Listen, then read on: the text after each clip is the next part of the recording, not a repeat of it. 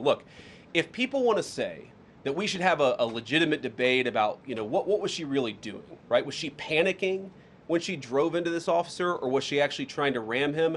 That's a reasonable conversation. All right, let's do it. I've got to talk about all this gaslighting I'm seeing.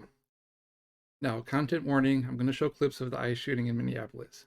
I'm going to be taking a pretty close look.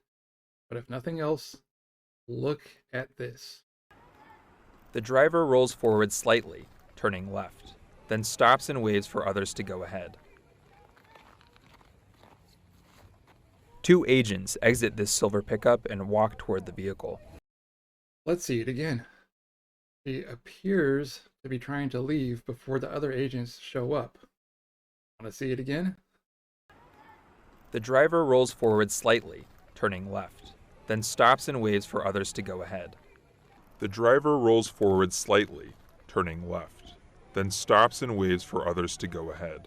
Also, I should shoehorn this in up front just to put the whole she was steering into them narrative out of the way. The moment the agent fires, he is standing here, to the left of the SUV, and the wheels are pointing to the right, away from the agent. They're also saying that she hit him, but I'll show all the angles later in this video. She shouldn't have been blocking traffic, one might argue. But she's not really. That's a two-lane one-way. I know Portland Avenue. You're saying she blocked law enforcement in, but did she? My eyes may deceive me, but it sure looks like a car drives right past her, and it looks like she was trying to pull out before she waits for it to pass. Now, this is not the type of content I made this channel for, but this hits really close to home. So last week, I started looking at that Nick Shirley daycare fraud video. It's so deceptive, and so politically involved. This guy isn't some random citizen. He's an ex-lobbyist. Nick Shirley had already been visiting the White House and talking to the president. We know now he was working with a local candidate for governor. The media blitz, hyping this from Fox to influencers to Elon Musk, who's still political, by the way. That was immediate. And basically, this video became the basis for this whole excuse for the president to send ICE in the first place. So it's relevant, and I'm going to harp on that just for a minute. So this Nick Shirley video is heavily connected and mostly fabricated. Or at least it's looking like it is. I can tell you the dirty tricks this guy, who was an ex-YouTube prankster before going political, I can tell you the tricks he uses from going to back doors to visiting outside of hours to having ICE-like goons off camera that he only shows by mistake. Although it is on security footage. The surveillance video captures Shirley arriving at the center a little after noon. Hassan says he was only there for a few minutes and that he was accompanied by masked men in a vehicle with no license plates. A lot of people are not feeling safe, So that if people did answer the doors, they wouldn't let them in and appear nervous. And are you supposed to let masked goons into a daycare center? Because typically you don't even let unmasked strangers into a daycare center. I mean, what planet are people on? Not to mention, the Somalis are 90% citizens on the books, by the way. Think about how long they've been here. They weren't an issue 30 years ago. They weren't an issue 20 years ago. They weren't an issue 10 years ago. So why now? Yes, there was COVID fraud, but that happened everywhere, and the current amount totals, in reality, aren't even close to a tenth of the administration garbage that they just show on Fox News without any pushback. And what was there, they were getting busted. The governor is on the record last year asking for funding to bust more. Just stuff they'll never tell you in a million years.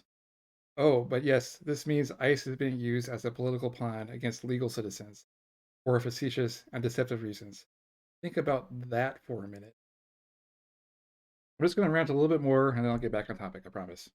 What I'm really trying to do is find out as much as I comprehensively can about the Shirley video, and I only really have the weekends to make these. And Mini Childcare Center was being trickier to look into than I thought it would be. So I need to look into that one further before covering that topic. Unlike my 4th subscriber having inexperienced self, Nick Shirley did have a lot of help. Presumably these were the worst they could find, even with the political help, and even with the investigation going back a year. And look, if it turns out this is mostly fabricated, even if there is 1 or 2 nuggets of truth, well, that's just pretty sad. Ramming an ICE officer with your car, that's what justifies being shot. But our analysis of bystander footage, filmed from different angles, appears to show the agent was not in the path of the victim's SUV when he fired 3 shots at close range. They were attempting to push out their vehicle, and a woman attacked them and those surrounding them and attempted to run them over and ram them with her vehicle. And it's true that at this moment in this grainy low-resolution footage, it does look like the agent is being struck by the SUV. But when we synchronize it with the first clip, we can see the agent is not being run over. In fact, his feet are positioned away from the SUV. Ramming an ICE officer with your car, that's what justifies being shot. Ram them with her vehicle. But I gotta say something about this gaslighting. Now, my take is that this is a clearly panicking woman. And if you look close, the agent does not appear to be in the car's path, although he does manage to put one through the windshield. But today, I've seen politicians on TV just go out and say that she pointed the car at him. I've seen J.D. Vance say that she was trying to hit him. I've seen Kristi Noem, wait, here's a better picture actually. I've seen her say that she was too, that she called this an act of domestic terrorism. I've seen other YouTube channels say it. The comments are full of people who seem to think so. But look at her put it in reverse here. You can see the vehicle there.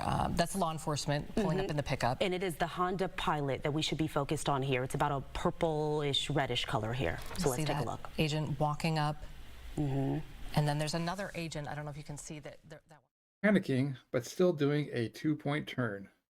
I just have to ask, who in history, if they are trying to intentionally run someone over like J.D. Vance, Kristi Noem, YouTube channels, and politicians are saying, who throws it in reverse when they're trying to hit someone in front of them?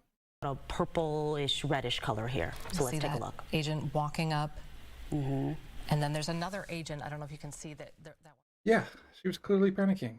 You probably saw that video of them beating up a pregnant woman recently. Y'all some punk mother. She's pregnant. Or countless others. She was already trying to leave. You can see the vehicle. Despite this, 2 agents show up and unnecessarily and immediately escalate the living crap out of the situation. No!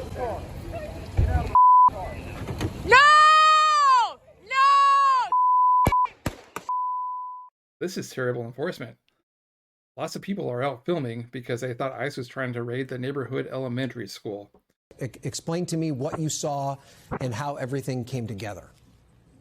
Right. Well, I got up this morning because I was getting messages on social media that our local elementary school over here 2 blocks away was requesting observers to be there while the children were arriving for school on buses. Later that day, they did hit a high school. Although, in the interest of fairness, we should probably see what the other side have to say about this. Oh my god. But to me, the most insane clip is the one the agent takes himself. Get out of the car! We can see the panicking woman frantically trying to steer as she is reversing away from him, and as she steers, the car starts to point away from him. That's trying to hit somebody?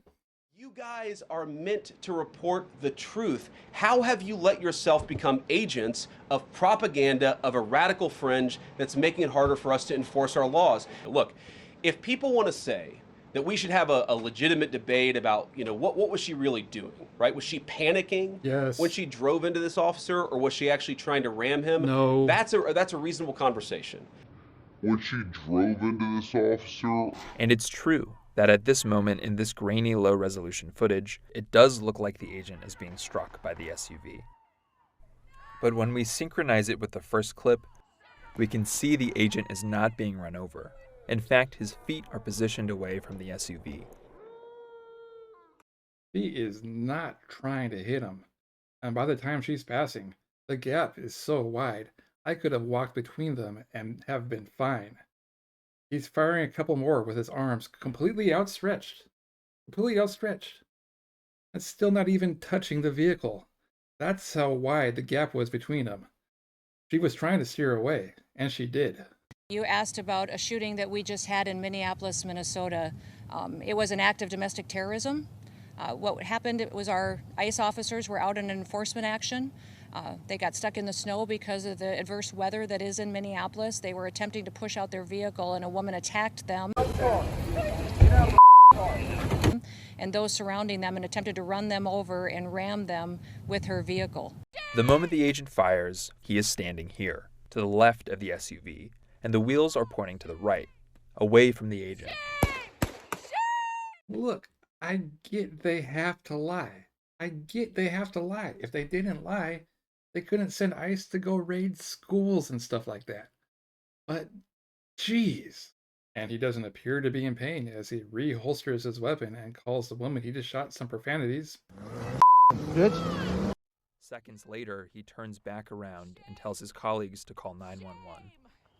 Shame! A doctor is on the scene. I go check a pulse. No! Back up! Now! I'm a physician. I don't care. A pretty cold thing to say, and some of them were calling for assistance, but I think some of them really do feel that way, and that's more on the side of, boot heel than it is on the side of protecting and serving.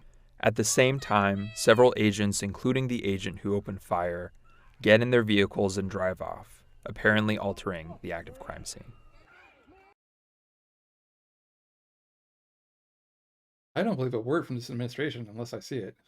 Remember when they said they lowered drug prices by 1,500%? It'll be numbers that nobody can even imagine. We're going to get the drug prices down, not 30 or 40%, which would be great, not 50 or 60. No, we're going to get them down 1,000%, 600%, 500%, 1,500%. We're bringing down drug prices like at a level that has never even been thought of, by thousands. Think of it, by 1,000%, by 1,200, 1,300, 1,400% in some cases. They don't want to talk about that. They want to talk about Epstein. Remember when terrorists on Canada were about drugs? Remember when they kept saying we were the only country in the world that did mail-in voting? Remember the dozen or so things they said about how the election was stolen? They were all debunked. It's very hard to sue a news station, by the way. First Amendment. Internal messages showed that Fox hosts knew they were lying to their viewers. I should actually play this banning clip from a couple of days before the 2020 election. I know I'm getting off track. I'm sorry. It's just not hard to think of these, is my point. And what Trump's going to do is just declare victory, right? He's going to declare victory. But that doesn't mean he's the winner. He's just going to say he's the winner. Remember when the Venezuela thing was supposed to be about drugs, which doesn't really make a lot of sense, but they're not really pretending anymore anyway. Or remember when Doge was going to save $2 trillion, but it didn't. Spending's actually up, which should really surprise no one. I guess my point really is that this administration has no problem just blurting out, whatever. And the certain parts of the political media and online influencers have no problem just repeating it and hyping it until it dominates the algorithms. Now, it's also my take is that I don't think you can prove murder. There is reasonable doubt, probably. And juries, they tend to, care about reasonable doubt. They don't always find it, but they do a lot of the time. I guess it should be noted that this is actually a civil trial, but 2 unanimous juries did actually have to agree on that exact highlighted term. But I think there is no reasonable doubt that she was not trying to hit the guy. You can see her reversed. You can see her frantically trying to turn away. The only thing I don't see is the guy getting hit. And what were the last words we hear her say? That's fine, dude. I'm not mad.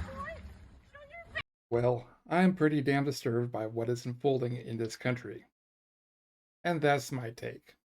Thanks for watching. Have a nice day.